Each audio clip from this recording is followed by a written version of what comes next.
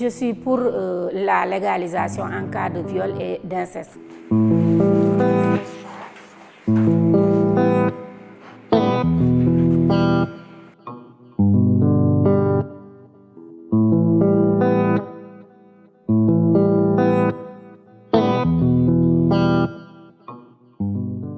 Une bajenu gox, c'est un programme mis en place par l'ancien président de la République, Abdoulaye Wade.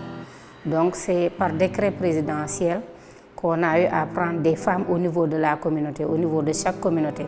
Ce sont des femmes leaders qui sont de la communauté, qui sont respectées par la communauté et vraiment qui sont des exemples de femmes qu'on prend et qui sont formées au niveau du district et qui reviennent aider la population, être le point ou bien le trait d'union entre les prestataires, les centres de santé, postes de santé et la communauté.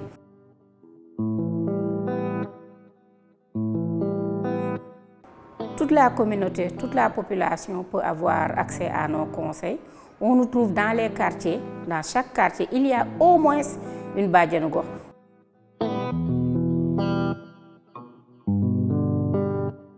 Les femmes se confient à nous, donc on rencontre des filles des fois ou bien des mères qui viennent nous parler de leurs filles qui ont été violées, qui ont vécu des violences, qui après ont su qu'elles étaient enceintes, donc qui veulent se débarrasser de ces grossesses. Bon, les conseils de garder l'enfant, comme au Sénégal, la loi nous interdit d'interrompre une grossesse.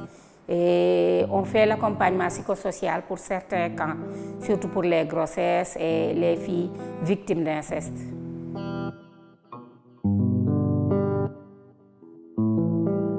Elles ne peuvent pas choisir, elles ne peuvent que garder l'enfant. Elles ne peuvent que garder l'enfant parce que la loi interdit l'avortement.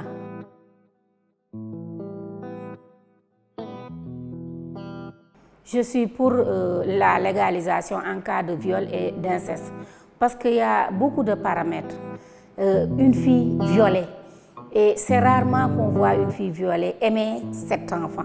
Une fille qui est victime d'inceste, la plupart du temps elle est violée soit par un ami de la famille, par un oncle, par un frère, par le beau-père et des fois même par le papa.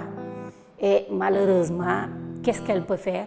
Si la police s'en mêle, le gars, on l'amène à la police et la fille, elle est stigmatisée. Des fois aussi, elle garde l'enfant. L'enfant, quand il naît, on ne déclare pas l'enfant à la naissance. Les CP n'ont pas été respectés. L'enfant n'est pas aimé. La plupart du temps, on donne l'enfant à une tante, à une grand-mère lointaine pour qu'il ne soit plus vu à la maison. Donc, c'est un enfant apatride. Donc c'est compliqué de garder cet enfant qui n'est pas aimé, des fois par la maman, par la famille et même par la communauté.